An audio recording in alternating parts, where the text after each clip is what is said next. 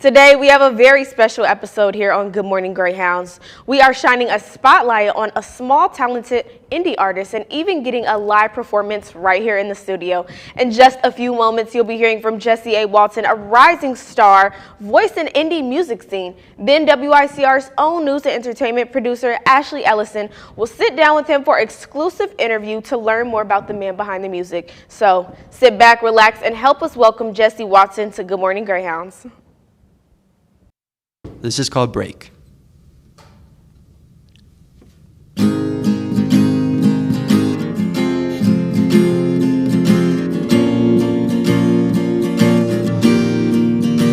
If I had known from the start that you weren't for the faint of heart, I wouldn't have dove in like I did. But now I'm looking through the pictures, thinking that I'll never be her, knowing that you'll never come back like you did.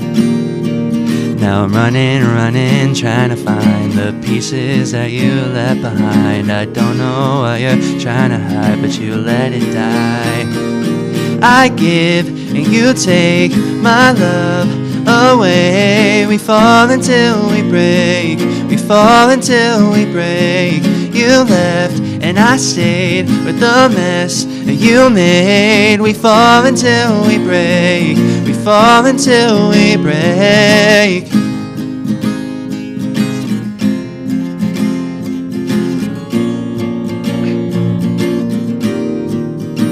And now we're back at the beginning, because I was reminiscing about all the ways you loved me before. Cause you said you needed closure, so I took a step backwards, and I don't think I felt guiltier. No, and now I'm running, trying to find the pieces that you left behind. I don't know what you're trying to hide, but you let it die. I give and you take my love away. We fall until we break. We fall until we break. You left and I stayed with the mess that you made. We fall until we break. We fall until we break.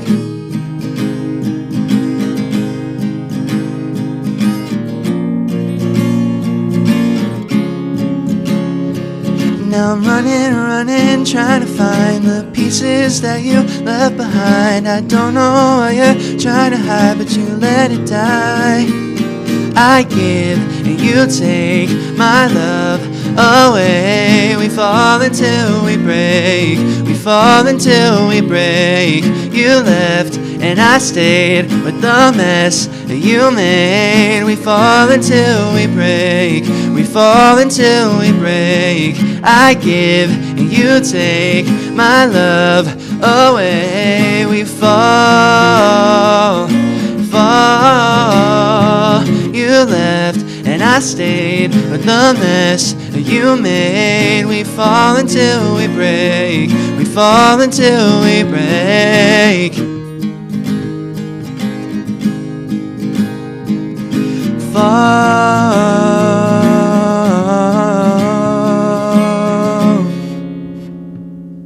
This next one is called Distance.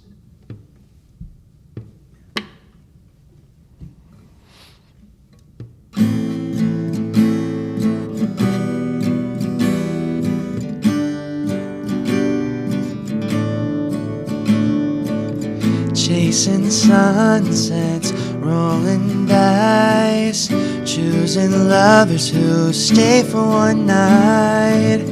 Every day's a brand new vice. Getting tired, I need you, but I don't wanna say no, don't hurt my pride.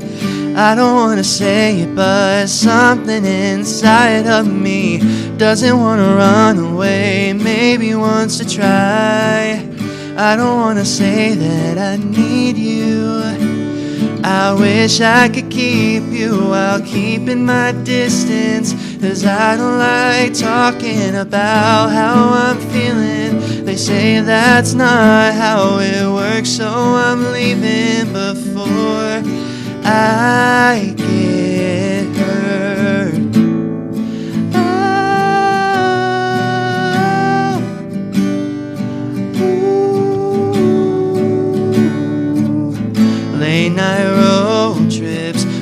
wasting miles, choosing lovers in states that aren't mine. Choose adventure, try and hide behind something I don't even like. I don't wanna say you know, don't hurt my pride.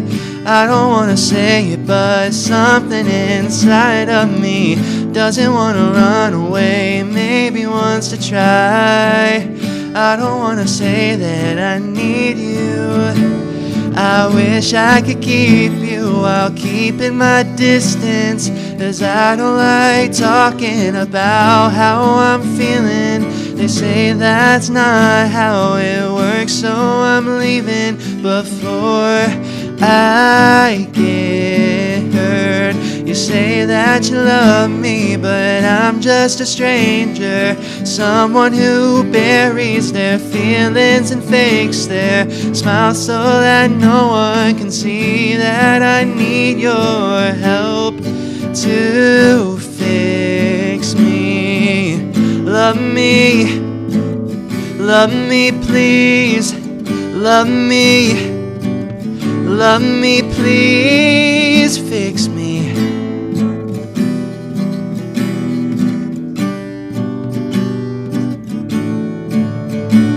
I wish I could keep you while keeping my distance, 'cause I don't like talking about how I'm feeling. They say that's not how it works, so I'm leaving before I get hurt. You say that you love me, but I'm just a stranger, someone who buries their feelings and fakes their smile so that no one can see that I need your help to fix me.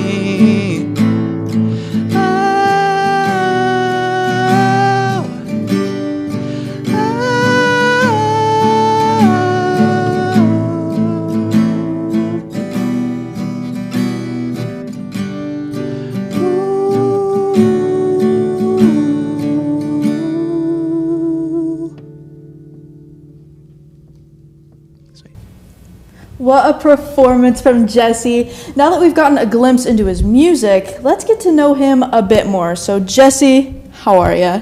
I'm good. How are you? I'm doing great after that performance. Thank A you. little sad. It was all about like heartbreak and stuff, but Yeah. like I get it. Fair enough. I get it. So how long have you been making music? I've been making music for about 5 or 6 years now. I started writing in 2019. I didn't start recording or producing really until 2020 with the COVID shutdown. So writing for 6, everything else for about 5. Okay, so with COVID, did you have to go into like a recording studio at a different time, or was it all like yourself? So I did everything on my phone. Okay. I had GarageBand downloaded for a very long time, and I never used it until then. And I was watching all these videos about how to produce and everything like that because I was bored because there's nothing better to do when there's a pandemic, so you're just shut down. So I spent a lot of time producing and writing, and my friend Gracie would spend the night a lot. And there's a couple songs on the first project that we wrote together, and then that just kind of became the first thing that I ever did. Absolutely. So let's talk about this beauty right here. Yeah. What's going on? So this is my album, Habit of You. It was released in March of this year, and the deluxe was released in June. There's a lot going on right here, actually. We shot this photo shoot in Ohio. My friend Ariel, she did the shoot, and she did my last album shoot too. And when I was making the album, we wrote it in 2 weeks. Oh, okay. So I performed at this show. My friend Reed and I, we opened for my friend Abby Thomas. And then I was at Reed's like every day for 2 weeks. And I was like, okay, so I have a lot on my mind. I was like, can we just like write? And so we did. And we wrote like 20 songs. And then we spent like the whole year kind of working to build and produce them. Okay. And I didn't know kind of what the sound was going to be until we started the full production process. Because at first I was like, oh, I'm going to make another pop album. And then it started becoming really sad and very melancholy, and it became this like acoustic folk like kind of vibe. So it sounded very Midwestern to me. Yeah, and so with that, I was like, Ariel, can we come to you in Ohio, do the shoot there, and like make it look Midwestern? Yeah. Because to me, it's like, you know, the Midwest, it's like we have really pretty sunsets and the sky looks really pretty when it's, you know, the right kind of night. So absolutely, we did a day and night shoot. We shot all day, and in the booklet, there's a booklet in the vinyl, but the booklet goes from day to night because that was the original concept of the album that we scrapped. That's awesome. So kind of your inspiration for this is what I'm hearing is you figured out your sound for the album and then took that sound and made it into a cover art. Yeah. That's awesome. So we turned it into a visual. Awesome. So for people who might be discovering you, we've touched a little bit on your sound and it sounds a little bit Midwestern. How would you describe your sound or vibe to someone just now discovering you? If I were to crack myself down into 4 genres, I would say, of course, the folk and alternative end of things, but I also do pop and R&B. Those are sounds that I like to experiment with. I would say I'm pretty experimental, just depending on what's inspiring me in the moment. So I would call myself experimental, but if I had to crack myself down into 4 genres, those would be it. Okay, cool. So you talked a little bit about it. You released your first album in 2021. Yes. And now you're on your 3rd album here. That was, as you mentioned, released earlier this year with the deluxe coming out. That's so cool, by the way. Thank you. I feel like every major artist has a deluxe, so you're well on your way. Thank you. So, but how do you think you've grown musically from 2021 to now? I'd say I've grown a lot. I have let myself be inspired by a lot more, not just like musically, but overall. Like the sound of the album inspired the shoot, and I kind of like let it visually and everything. So I was kind of all parts of the album. But I'd say I've grown a lot with my writing and my vocals. I'd say I'm definitely a better singer than I was when I was 15 or 16 when I was doing my first couple of projects. So I'd say I've grown a lot in that department, lyrically, vocally, production-wise. Yeah, did you already kind of have like a singer vocal background, whether it be theater, choir, anything like that, or did you just hop right into it? I've had a background since I was about 9. I auditioned for my first musical when I was 9 years old, and it was for Seussical. I don't know if you know about that show. So yeah, but I auditioned with Britney Spears' song Stronger. Of course. And I did choreography for them. I was the first person to show up to that audition, and I was hungry for it. So I've had a background performing since I was 9, but I've always loved music. I've always been singing around the house, things like that. 'Cause that's cliche, but it's very true. No, absolutely. So, and yeah. it helps you grow and get more comfortable in that For the sure. further you go. So I was absolutely. performing for my grandparents and my mom when I was like 5, so. Me too, just not like that. Exactly. It made it easier. Of course. Really broke you out of your shell. So even though that music is somewhat easier to make now and release and discover now than it has been in the past, what are the biggest challenges that you might face as being an independent indie artist today? I mean, I'd say promotion. That's always hard. I mean, booking gigs and promotion things. I mean, like this just came to me pretty easily because, you know, I know people who are willing to help me out, that kind of thing. But social media is hard, especially when you don't really have like a niche. I wouldn't say I have a niche yet because I've worked with so many different sounds. So that's always a challenge. Wanting to be experimental can be kind of like a stop to growing with a fan base and growing on social media, because like I feel like what I see on TikTok and everything like that, it's someone who has a niche and they go with the same thing, and that's kind of where they grow, and that's not what I want to do. I want to grow in multiple aspects. Okay. So I'd say promoting and social media, they're the hardest things. That's the biggest challenge. Absolutely. So also from what I'm hearing, you want to stay being experimental. You don't quite want to find your niche yet, or is that something that you're still looking for by being experimental? I would say, like, I know what I'd like to work on in the future, if that makes any sense. Yeah. It's like I know what I'd like to work on, but I would like to stay experimental because everything that I have in my mind for the future, there's so many different things I'd like to work with. So what do you think are the benefits of being experimental and not tying yourself down to a specific genre? There's something for everybody, I would say. My last album before this was called The Way I Want. It's more pop and R&B led. So anyone who's a bigger fan of that kind of sound would probably find something on that album, as opposed to people who pay more attention to lyricism and, you know, the melancholic songwriting with folk alternative productions. They would lean more towards this project. So there's something for everybody if you stay experimental. And I feel like that's definitely a way to get more of an audience because, you know, they're feeling a certain vibe, they pick a certain album. Yeah, so exactly. I 100% understand that. On social media, especially TikTok, we've touched on this, how people can be discovered on there and marketing and promotions and all that. There can be a large, obviously, space for underground artists to grow their audience. Do you think social media helps or hurts artists like yourself?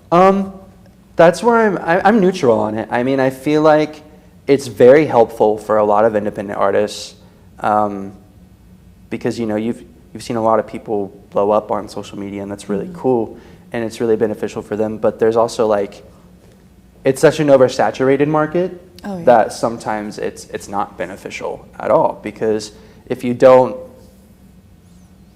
it's like you pay for advertising and everything like that. So you post a TikTok, and then you typically have to pay for it to, like, be like a boosted ad, something like that. Absolutely. That's how a lot of people get growth. But if you're someone who works a 9 to 5 and does music on the side, kind of like I do, sometimes it's a little hard when you have, like, things to pay for and things like that. Right, absolutely. So I'm neutral on it. I think it's a really cool thing. I think that people being able to find an audience and blow up on social media is really awesome.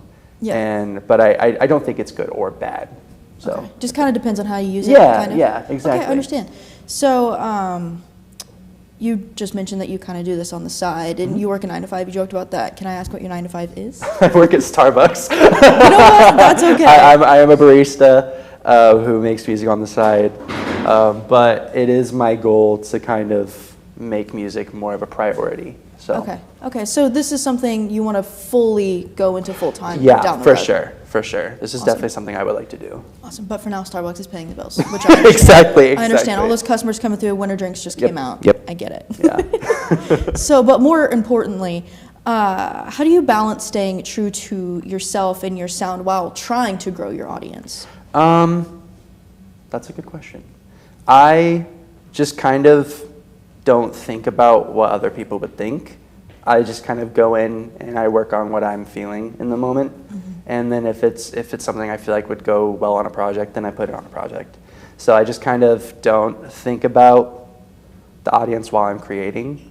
I just kind of am in my own little circle with the people I'm working with, and then I kind of am like, okay, here's this project, and this is what it is, and this is what you're getting. It's like that kind of thing, because I mean, I don't really want to let, you know, the rest of the world or anything like that dictate what I create when it's coming from me. Absolutely. You know what I mean? Absolutely. So you'd rather focus on what sounds good to you and what's meaningful to you and let other people find that. And if that resonates, it does. And if it doesn't, that's okay, because you have other albums with different sounds. Exactly, yes. So totally makes sense. So you're originally a Hoosier, Crawfordsville, correct? Yep.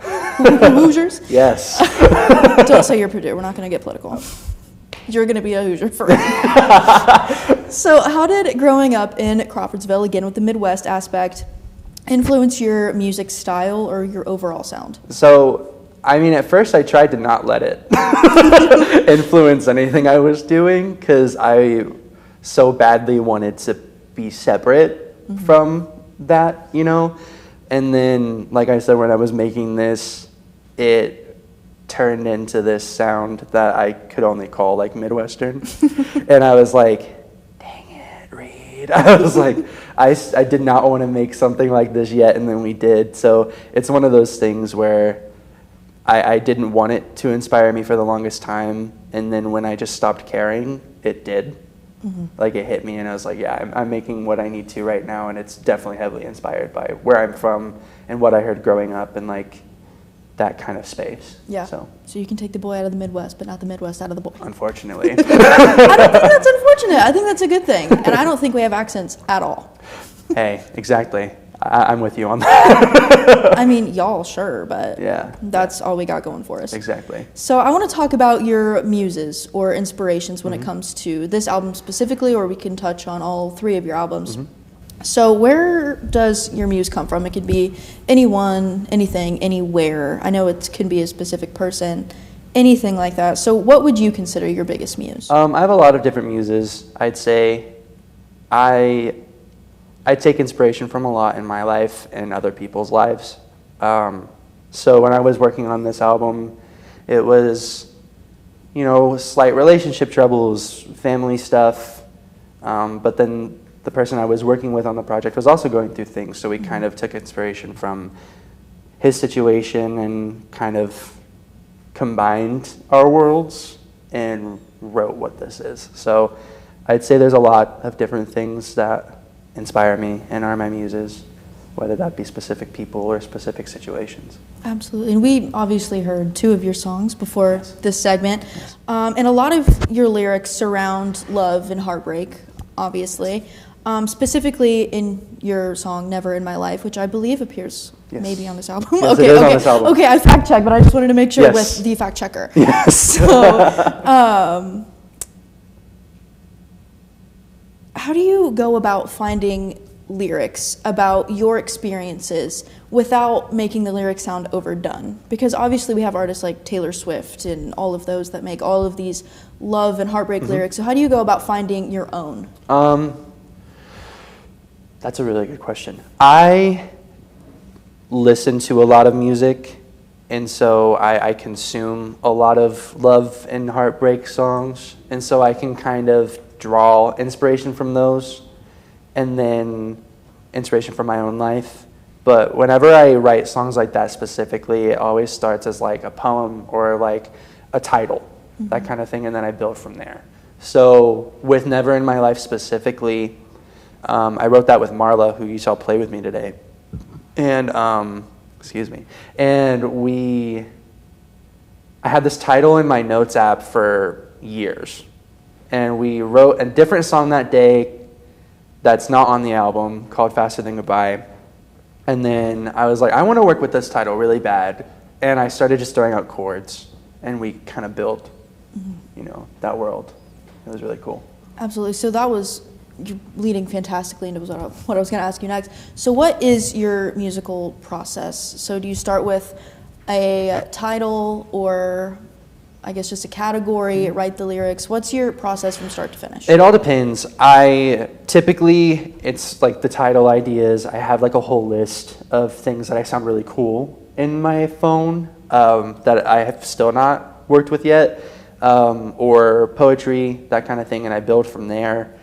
When I'm writing alone, it always starts as a poem typically, but if I'm writing with someone else like Reed or with Marla, it's always, because I'm not as instrumentally inclined as they are. I'm more on the production and like songwriting side and vocal side. So I'm like, can you do this chord and can you do this chord? Because I can tell you what I want to hear. I can't really like play it for you. So like do this and this, change that, and then I'll come up with a melody and then either write the lyrics or throw lyrics I have written in with that melody. Of course. So, and then we go from there. And even as a listener, as you're singing and Marla's playing, I was listening for things too, because I'm like, I'd love to hear this note go higher right here. And you know what? You did it. So, I mean, I was like, great, that's satisfying. Yes, so, exactly. Absolutely. So I understand what you're saying is you're not musically inclined, but like you want to hear that. And I can't sing or play any instruments, but for whatever reason, I can have an opinion. Yeah, so. I was like, instrumentally, I am not as great as I would like to be. And that's a goal of mine this year, is to learn more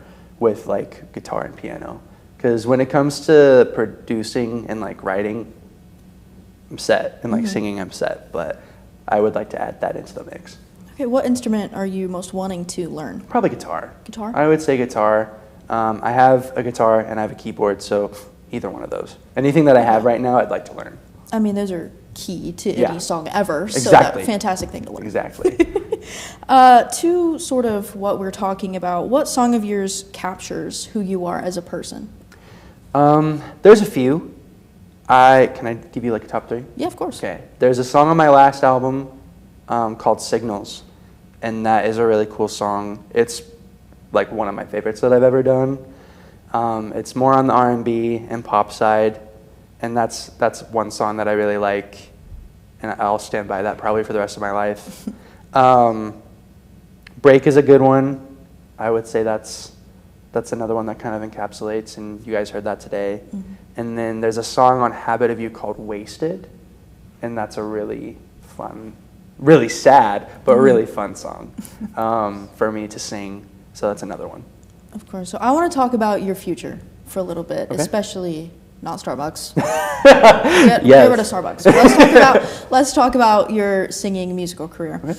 So you've performed at a festival in your hometown and some other venues. How do you control your nerves, and what's next for you when it comes to performing? I try not to think about it, which is hard, but I typically try not to think about it. When I perform, I sort of black out. Mm-hmm. It's like I just go into this different lane in this different world in my head, and I just float there, and then I'm done singing, and all of a sudden I'm back. So I'm like, oh, I'm done? Cool. Did it sound good? Great, cool. So that's kind of what I do. Or I at least just like breathe. I do deep breathing a lot before I perform. But when it comes to the future of it, I would like to book more gigs this year. That's a goal of mine. And if that's a question of yours later, that will be an answer.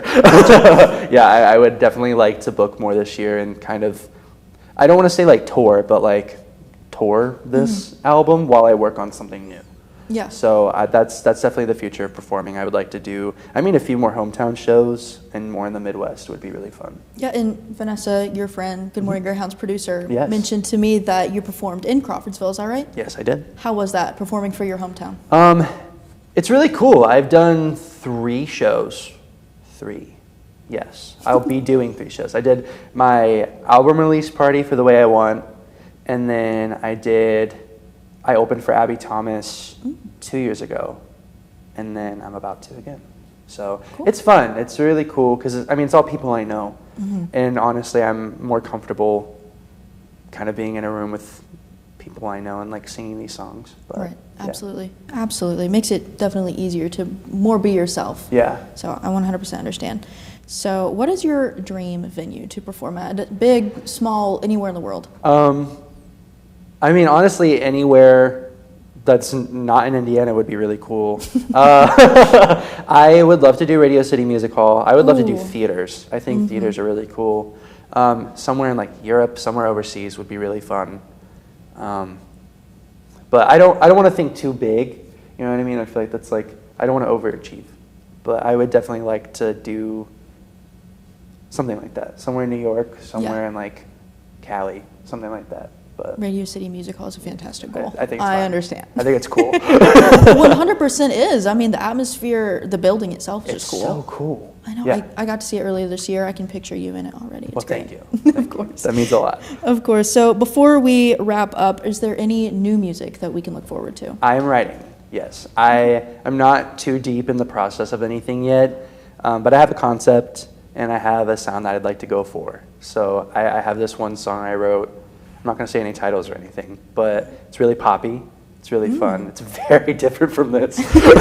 So it's definitely going to be more happy. It's going to be more exciting, I'd say. Okay. So less melancholic. Well, I'm excited. Yeah, me too. I'm excited. So you said you have a concept. Is there a time frame to where we can expect a release, or just whenever happens? I'm not sure yet, because so far it's just writing. So there's no production or anything just yet. So hopefully next year, hopefully. But I'm not going to push too hard. No, got to take care of yourself Yeah, first, exactly. but also your music side. Yes, thank you. Of course, of course. You touched on it just a few seconds ago. Do you have any upcoming performances to where we can hear this live again? Yes, I am performing in Crawfordsville at the Vanity Theater on Sunday. I'm opening for Abby Thomas again. Perfect. She's on her Kids on Christmas tour. And so I get to do a few of my songs, a Christmas song, a different cover. So I'm super excited. Awesome. Well, I'm looking forward to that. Yeah, How me much are too. tickets? $20? Something like that? Yeah. Easy. Yeah, $20. Easy. Anybody can get tickets. Exactly. So Yes. find your tickets. Crawfordsville Vanity Theater, you said? Yes. There you go. So finally, where or how can people listen to your music? You can find me on Spotify, Apple Music, any of those streaming services. The music is available physically on ElasticStage.com. If you look up Jesse A. Watson, And you can follow me on Instagram, TikTok, at Jesse A. Watson. So yeah, that's where you can find me. Amazing. Well, thank you so much for joining me today, This was Jesse. really I had a exciting. blast. Me I too. had a blast. And Super I fun. think you are our first studio performance in a long time. Heck yeah. So, look at that. Goal setter. Sweet.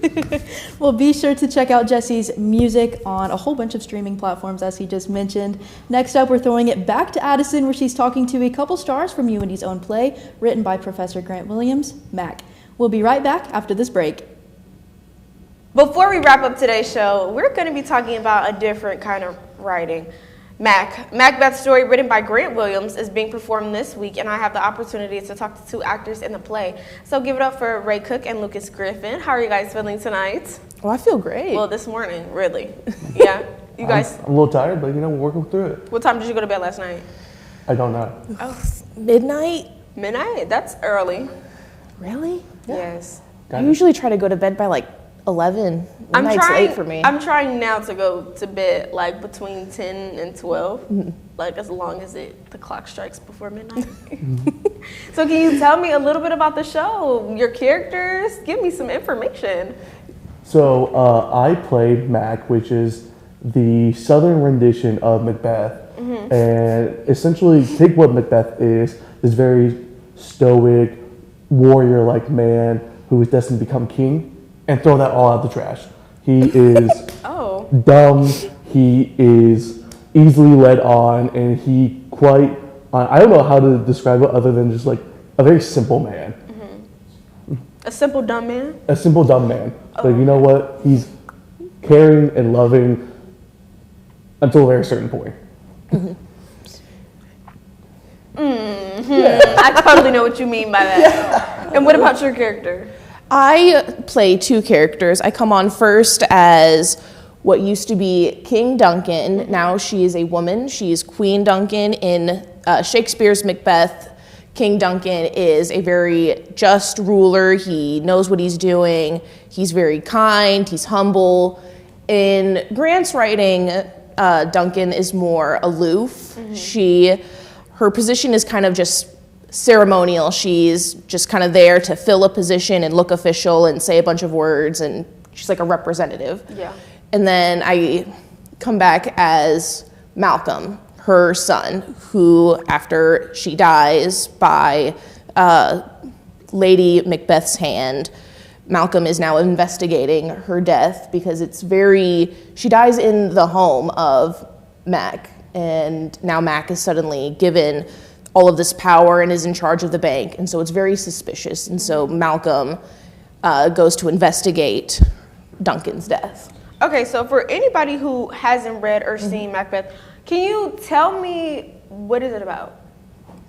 So at the very beginning, there are three witches who, in a very ritualistic sort of way, proclaim this prophecy that Mac, in some way, shape, or form, is going to be king, but that he's also going to have a downfall.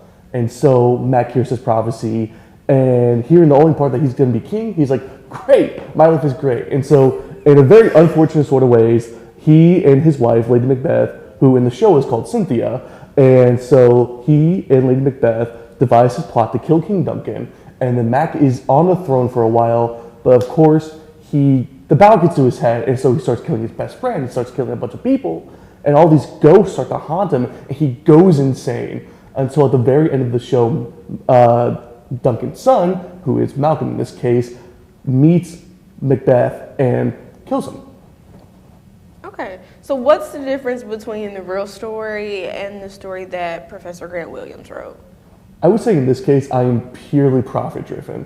My wife planted the seed in my head, like, hey, you could be having a lot more money, and at one point even like threatens to leave me, and I'm like, oh my gosh, don't say that, honey. And so I'm like, dang, now I have to ask Duncan for a bunch more money, and of course Duncan is like, no.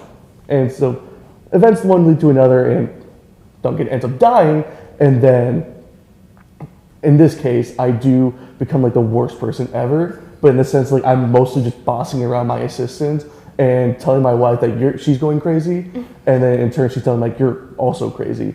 And I would say it's just a very grounded rendition of Macbeth in a sort of like way that you expect it. Yes, certainly. And it's a lot more modern. Instead of a kingdom, it is a powerful corporation. Instead of stabbings and swords, we use prop guns. Gosh, what else? I would say nothing is also. Shakespeare has a lot of way of like making the scene like, oh, look how pomp this is. There is no pomp in this show. There's a scene. I don't want to spoil too much of it, but there's a scene in which we had to get rid of Duncan's body, and it's mostly in the show we have to do a lot of ways. It's mostly bumping into a lot of furniture. My wife is yelling at me, and I'm just like, oh my gosh, I can't believe we did this. I'm like on the verge of tears. There is no pomp. There is no circus. It's just like the worst way possible this could have happened. It's a lot more hokey than what you would imagine a typical Shakespeare play to be. I see. Okay, so how do you guys step into those roles? Like, what is your go-to, okay, I'm getting into character. What research did you guys do? How did you just fully embrace your character? A lot of our stuff is kind of based off of Grant, especially for Duncan. If, you know, it's no longer a male part, she's now a female. So he sent me, her inspiration is Kathy Bates from The Office specifically. Okay. She is very sure of herself, doesn't care what other people think of her.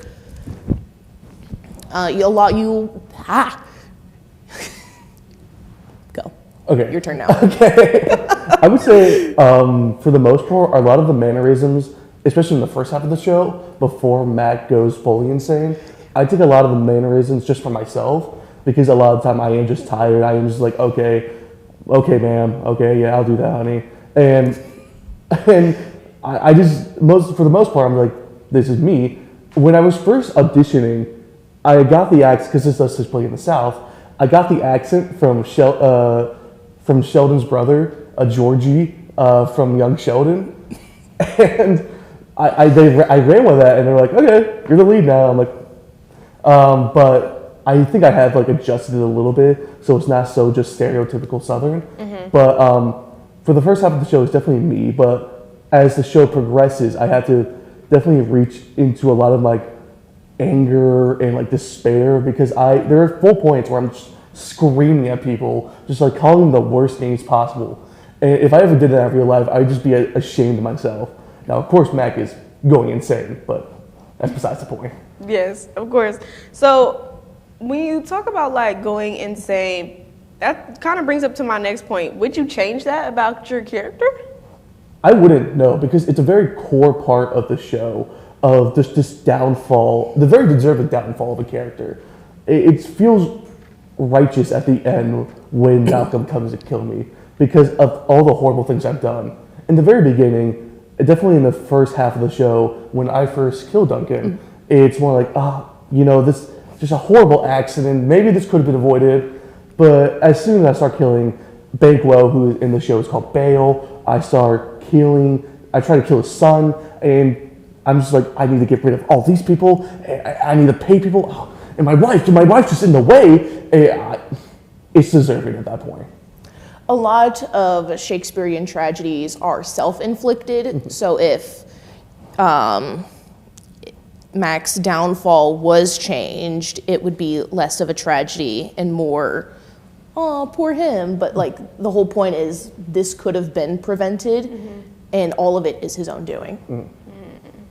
He is the cause of his own death. So what's the deeper meaning?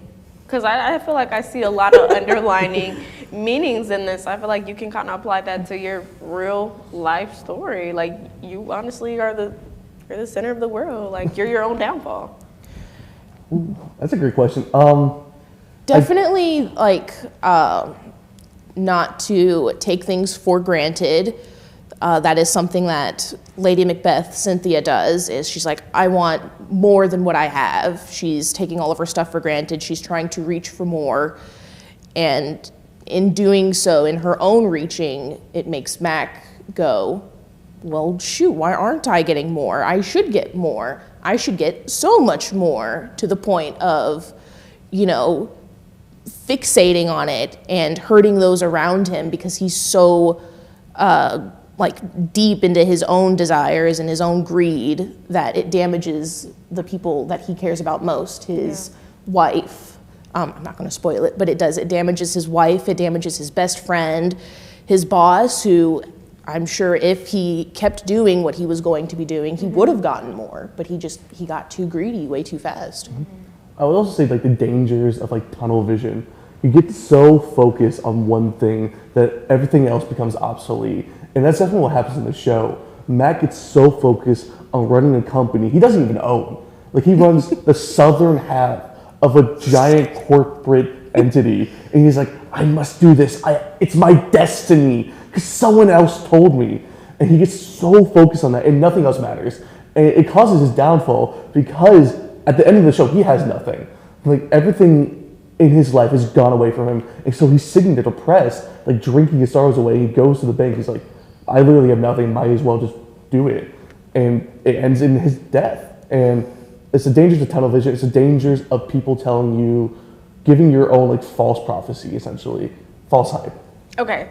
This is sort of on topic, sort of off topic. I do want to ask, if you could see like the end goal of your life, would you, like somebody was like, I know what your future looks like, would you take that opportunity to see it? Or do you think that would change the outcome because you're so focus driven on what your life is supposed to look like? I would say no, actually. Because every single time, in every single instance, someone gets to know how they end, it's sort of like a monkey's paw situation in the sense like what you're thinking of what is going to happen, it's not actually represented what is actually going to happen. And so you get so focused on what you think is going to happen that you eventually lead to your own downfall. And so I would like the ignorance, the bliss that comes with ignorance of just not knowing what happens. And just, the less I know, the better, essentially. Totally agree. Yeah, same thing. Like if I were to know my death, it's a car accident, I'm going to be fearful of every car to the point where I'm not focusing and then I do get hit by that car. I don't know. I would take it. I would take it. Hey, let me see where I end up. No, but what do you hope the audience takes away from seeing you guys? Because we kind of talked about the downfalls. Because I feel like these are all things that you can apply to your daily life. What do you want the audience to take away? Well, first I want them to have a good time. I think that is the goal of any production. Yes. Of course. But also I hope that they understand that their own goals and ambitions that they set for themselves is going to be so much better than what anyone else is going to tell them. Because essentially, what Mac's problem is, he has people and like backseating him the whole show. He's like, you need to do this, you need to do this. Like people in his peanut section, and he's just like, okay, I'm gonna listen to the people in the peanut section. Don't ever do that. A lot of times, especially in high school, when your English professor goes, we're going to read Shakespeare, you go, oh gosh, I'm not going to understand any of this. I'm going to have to, read this play I'm not really interested in. But Shakespeare can be fun. And we've had a whole lot of fun, when we are doing this play and there's little snippets of Shakespeare's writing in Macbeth. You egghead, I'm sitting here blubbering like a fool. It can be fun.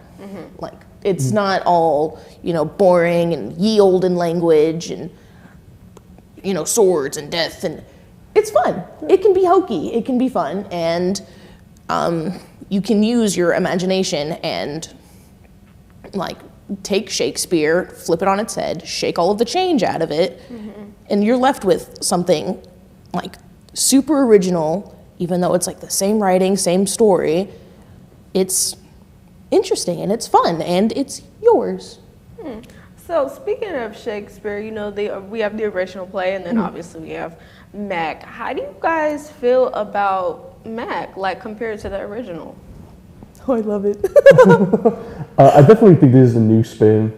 Mac, well I guess Macbeth, has been literally, in any way you could think, has been rendition into that. I remember in sophomore year of high school when we did read Macbeth, we got to saw the movie with Patrick Stewart, and he's in the height of the USSR, and like that's how it's positioned. Like he is a prominent Russian figure, and that's how Macbeth is played out.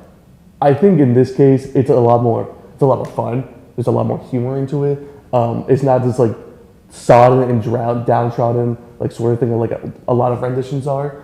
I definitely think you still get the good morals and values that come with any Shakespeare production, but it's a lot more fun, I would say. Yeah.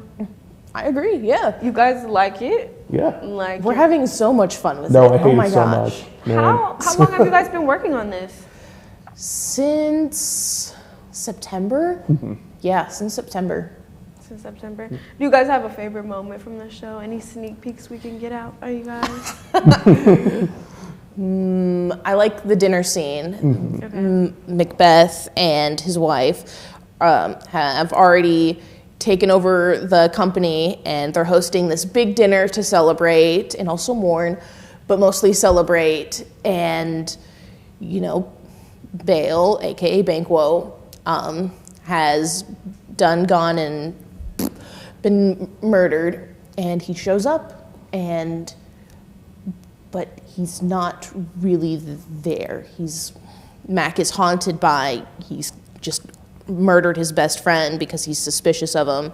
You know, Bale's gonna be the one that thwarts all of my plans, and he shows up and just makes an entire mess of this whole scene, and it's hilarious. Salad gets thrown, water is splashed in faces. It's my favorite to watch. Oh my gosh. I would say for me, it's the dinner scene also, but also it's the scene near the end of the show where I get to see my wife for the last time. And it's the scene where in the original Macbeth, she's like trying to like wash her hands off because she sees like the blood of all the people she's killed. She's like, I gotta get it off. Now in this scene, we have like her trying to clean the floorboards because it's where Duncan died. But essentially, we're like meeting each other. We once loved each other so much, but now we're just like spiteful towards each other. Yeah. We're screaming at each other. It's like this destruction of like all of the character progression that we've done. Where like we loved each other so much, and now we're just like, God, you're useless. Kind of like that. Okay, so was that like a sneak peek right here? Like, Maybe. Let's go. okay. So what are some things that you guys put a lot of work into that the audience may not understand or see that you guys put a lot of work into it? Learning my lines. See, I was gonna say that because when I was younger, I used to do a lot of plays, and like I think now that I'm older, I could not go back and do plays because I probably would never learn my lines. Maybe it's just because I'm so used to like class presentations. I can memorize big chunks of text easily, but if Can I it's have your like brain? I need that. I need your brain. But if it's like smaller bits of, you know, no, don't do this, I just can't. It's like all, especially if it's all of the same words when I die. I would say also learning my lines has been such a big thing. Yeah, There's lead Mr. Main character right here. There's very few actual like copy and pasted lines of Macbeth into this show, kind of tweaked, but without fail, I seem to miss those every single time.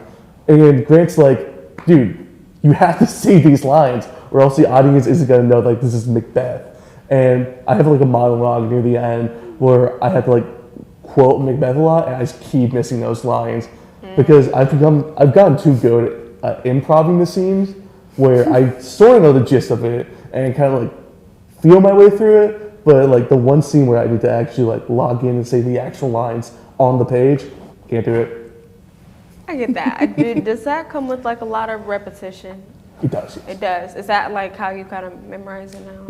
I have to like sit down and be like, okay, yes, I'm not saying that. I have to say that now, or I like conscript somebody who's like, you're coming with me, and we're reading these lines right now. Yeah, that sounds stressful. That's not up my alley anymore. I fear I retire acting. Disney did not call me back, so there it goes. But our fun time is wrapping up today. Be sure to follow us on Instagram and on YouTube at UND-TV. Thank you guys so much, and be safe, Andy.